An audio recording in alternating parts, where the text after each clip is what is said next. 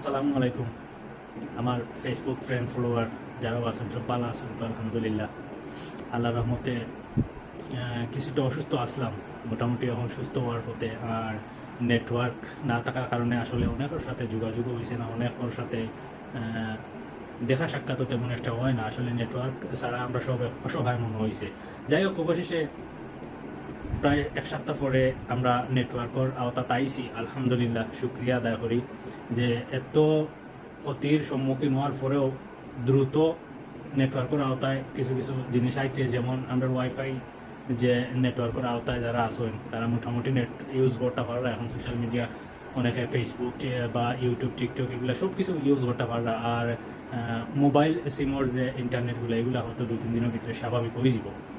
তো আমি আশাবাদী সব কিছু ঠিক হইব। আসলে যে পরিস্থিতি আমরা গঠিয়া গেছে এটা তো আসলে হওয়ার মতো কিছু নাই, আর এটা নিয়ে মন্তব্য করার মতো কিছু নাই। কারণ আমরা সবেও জানি যে ছাত্ররা বিভিন্ন বিশ্ববিদ্যালয় কলেজের ছাত্ররা যে জিনিসটা লইয়া কোটা সংস্কার বাতিল লইয়া যে আন্দোলন করছেন, তো তারা এটা যে আন্দোলনটা করছেন এটা আসলে সফল হয়েছে, এটা সরকারে মানিয়া নিছইন ইনশাল্লাহ।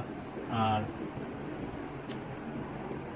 দুঃখের বিষয় অনেক অনাকাঙ্ক্ষিতভাবে কিছু ঘটনা ঘটছে, এগুলো আসলে আমি সঠিকভাবে সব কিছু জানি না। তারপর এগুলো লই আসলে মারতাম চাইলাম না, কারণ এগুলো হইলো জটিল বিষয়। এগুলা তদন্তর বিষয় বা বিভিন্ন রাজনৈতিক দল সম্পৃক্ত একে অন্যরে হয়তো দোষারোপরা। তো ওই টাইমে তদন্তের মধ্যে বারোই আইব কারা কারা এই ধ্বংসলীলার সাথে জড়িত আসলা। বা আমার আসলে সবচেয়ে বেশি দুঃখ লাগছে যে বিভিন্ন স্থাপনারে আসলে আগুন দিয়ে জ্বালাইয়া ধ্বংস করা হয়েছে। বিশেষ করে মেট্রো রেলের যে স্টেশনগুলো আসলে জ্বালানি হয়েছে অনেক সময় নিয়ে, কিন্তু এই মেট্রো রেলটা আসলে মেট্রো রেলের যে স্টেশন হন, রাস্তা হন বা মেট্রো রেল হন, এটা চালু করা হয়েছে। আসলে এটা আমরা ঢাকাবাসীর একটা স্বপ্ন আসিল, আমরা বাংলাদেশের রাজধানীবাসীর একটা স্বপ্ন আসিল। যাই হোক, সেই স্বপ্নটারে বাস্তবায়ন করা হয়েছে বা আমিও মেট্রো রেল জার্নি করছি। আমি দেখছি যে অনেক সময় সেই বয় বা অনেক টাকা পয়সাও সেই বয়, কারণ অনেকটা পথ কিন্তু অনেক অল্প সময়ের মধ্যে পাড়ি দেওয়া যায়, যেটা আসলে ঢাকাবাসী এই 2 দিনে অনুভব করতে পারবা কিছুটা। কারণ পিছনে অনেক জায়গা, যে জায়গাটা আসলে আধা ঘন্টা 40 মিনিটে অতিক্রম করতে পারছেন মেট্রো রেল দিয়া, এই জায়গাটা কিন্তু এই যে 2 দিন বৃহস্পতিবার বুধবার 2 দিনে মিনিমাম 4 ঘন্টা 5 ঘন্টাও যানজটও থাকি। আসলে অনেক বিড়ম্বনার মাঝে পড়ছেন যাত্রীরা, এটা আসলে ঢাকাবাসী অনুভব করতে পারছেন। তো সে বা কারা আসলে এগুলা ধ্বংস করছেন বা এগুলারে জ্বালাইয়া মানে এগুলারে নষ্ট করছেন, তো এগুলা তো আসলে আমরা কেউ জানার কথা না। এগুলা তদন্তর বিষয়, তদন্ত করলে এমনিতেই বাইরে আইব কারা কারা এটার সাথে জড়িত আসলা। তো আশা করা যায় জড়িত যারাও আছেন সবরে আইনের আওতায় আনা হইব। তো আমি যারাও আমরা দেখি আর যে ফেসবুকে বিভিন্ন ধরনের পোস্ট করা আজকে, আসলে অনেকে ফেসবুকে হয়তো অ্যাক্টিভ হয়েছেন অনেকদিন পরে। আর আমরা টোটাল বাংলাদেশ তো টোটালে আসলে প্রায় 5 থেকে 6 দিন নেটওয়ার্কের বাইরে আসলাম আমরা সব। আমরা আসলে বিশেষ করে ঢাকা শহর ও ঢাকা বিভাগের মধ্যে যে সংঘর্ষ হয়েছে বা যেগুলো হইয়া গেছে, এগুলো আসলে আমরা কেউ দেখছি না, আমরা অনেকে দেখছি না, আমরা অনেকে এগুলা সঠিকভাবে জানিও না কীরকমের কী সংঘর্ষগুলো হইয়া গেছে। কিন্তু আমি দেখি যে ফেসবুকও বা টিকটকও বিভিন্ন জনে আসলে বিভিন্ন রকমের কিছু কিছু জিনিস আছে আসলে যেগুলা আসলে বাস্তব নাই, সত্য নাই, এগুলারও আসলে সোশ্যাল মিডিয়ার মাধ্যমে তুলিয়া ধরা হয়। তো আমি আপনারা সবার কাছে অনুরোধ করবো, আসলে যেটা হয়েছে এটার একটা তো সমাপ্তি হইব ইনশাল্লাহ। হয়তো এখন যে পরিস্থিতি আসলে স্বাভাবিক নাই, তো কিছুদিনের ভিতরে আসলে আমরা বাংলাদেশের যে পরিস্থিতিটা এটা নিয়ন্ত্রণে আইব বা স্বাভাবিক অবস্থায় ফিরিয়ে আইব। দোয়া করি তাড়াতাড়ি আমরা দেশের অবস্থাটা স্বাভাবিকভাবে আসলে আবারও ফিরিয়ে আউক। আর আপনারা সবার কাছে আমার অনুরোধ, কেউ আসলে সঠিক তথ্য না জানিয়া, সঠিক জিনিস না জানিয়া কেউ ফেসবুকও বিভ্রান্তিকর কোনো পোস্ট করবা না, আর কোনো রকমের বিভ্রান্তি ছড়াইবা না, যাতে আসলে অনেক ধরনের সমস্যার সম্মুখীন হওয়া লাগে। বা অনেক মানুষে আসলে ফেসবুকে পোস্ট যেটাও দেখে ওটারও আসলে সত্যি বলিয়া মানিয়া নেয়।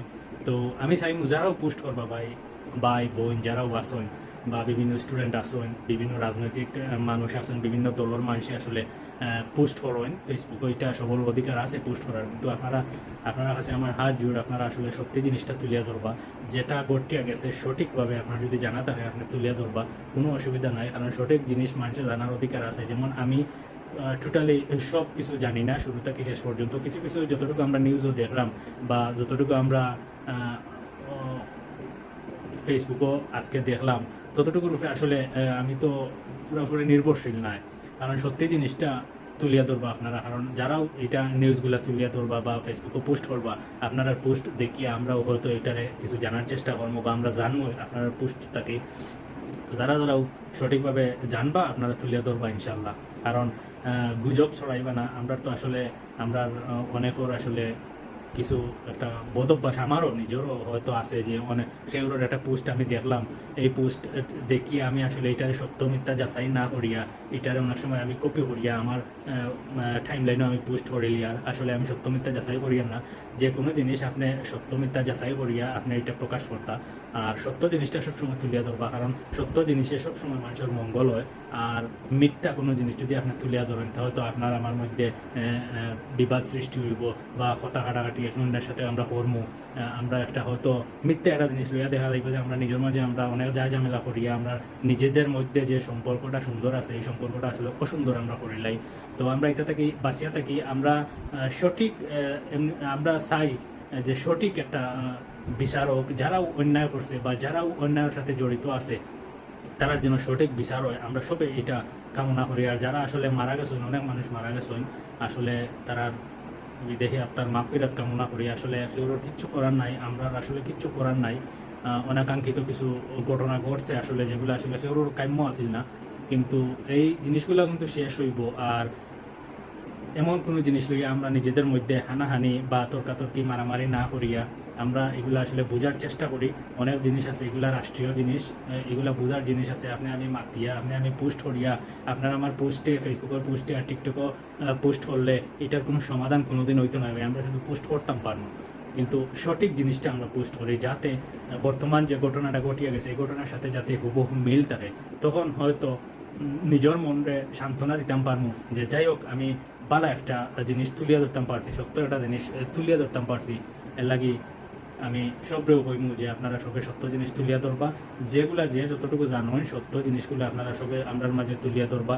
ইনশাল্লাহ আমরা দেশ ও জাতি সব আমরা উপকৃত হইমু। আর মিথ্যা কোনো জিনিস কেউ ফেসবুকে পোস্ট করবা না, বা আপনি জানেন না সঠিকভাবে যে জিনিসটা এই জিনিসটা নিয়ে আপনি পোস্ট করবা না বা তর্ক বিতর্ক করবা না। আর গুজব কেউ ছড়াইবে না দয়া করি। আসলে আমরা এমনিতেই অনেক ক্ষতির সম্মুখীন, আমরা দেশ অনেকটা ক্ষতির সম্মুখীন হয়েছে ইতিমধ্যে। এই ক্ষতিটা যাতে আমরা খুব তাড়াতাড়ি কাটিয়ে উঠতে পারি, আমরা সবর সহযোগিতায়, সবর সুন্দর মন মানসিকতায় সত্য জিনিস তুলিয়া ধরার কারণে দেখবানে সব কিছুর সমাধান হইব ইনশাল্লাহ। মিথ্যা গুজব ছড়াইয়া আপনারও ক্ষতি, দেশেরও ক্ষতি, জনগণেরও ক্ষতি, সব মানুষের ক্ষতি। তো আমরা সবসময় মিথ্যা থেকে হরিয়া থাকি, আমরা সত্য জিনিসে তুলে ধরার চেষ্টা করি। সব ভালো থাকবা, সুস্থ থাকবা। আসলে আমি আমার এখন তো ব্যক্তিগত মনের যে কথাগুলো এগুলো আপনার সাথে শেয়ার করলাম, আপনারা মনও কিচ্ছু কেউ নিবা না। আর আমার কথায় কষ্ট পাইয়া তাহলে আসলে দয়া করিয়া কমা সুন্দর দৃষ্টিতে দেখবা।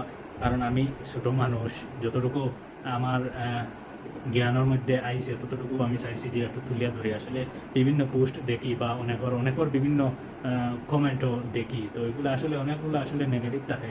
শুধু আমরা মনে করেন আমি আমার যে সংগঠন করি, আমি এই সংগঠনের পক্ষে শুধু আমি যদি কইয়া যাই এটা হইতো না। কারণ আমি আমার সংগঠনের সত্য মিথ্যা বা ভুল ত্রুটি এগুলো আমি দেখতে হইব, সঠিক জিনিস আমি তুলিয়া ধরবো। আমি এমন যে সংগঠন করে এই সংগঠনে যদি ভুলও করে আমি এটারে সত্যি কইতে পারতাম না, কারণ আমি সত্য জিনিস তুলিয়া ধরতে হইব। আর আমার অপোজিট পার্টি, অপোজিট দল যারা করে তারারেও আমি দোষী পারতাম না, কারণ এটা তদন্তর বিষয়। বা তদন্ত করিয়া এমনিতেই নির্দোষী সাব্যস্ত হইবা বা দোষী যারা আছে এরা শাস্তির আওতায় আনো হইব। আপনারা সবেও দেখবা ইনশাল্লাহ, সব অপেক্ষায় থাকুকা, আমরাও অপেক্ষায় আছি। আর আশা করা যায় খুব তাড়াতাড়ি বাংলাদেশের যে পরিস্থিতি, বর্তমান যে পরিস্থিতি এটাকে আমরা উন্নতি হয়ে যাব খুব তাড়াতাড়ি, বা বাংলাদেশের পরিস্থিতিটা খুব তাড়াতাড়ি স্বাভাবিক রূপে আবারও ফিরিয়ে আইব, এই আশা প্রত্যাশা আমি রাখি। সব ভালো থাকবা, সুস্থ থাকবা। আল্লাহ হাফিজ।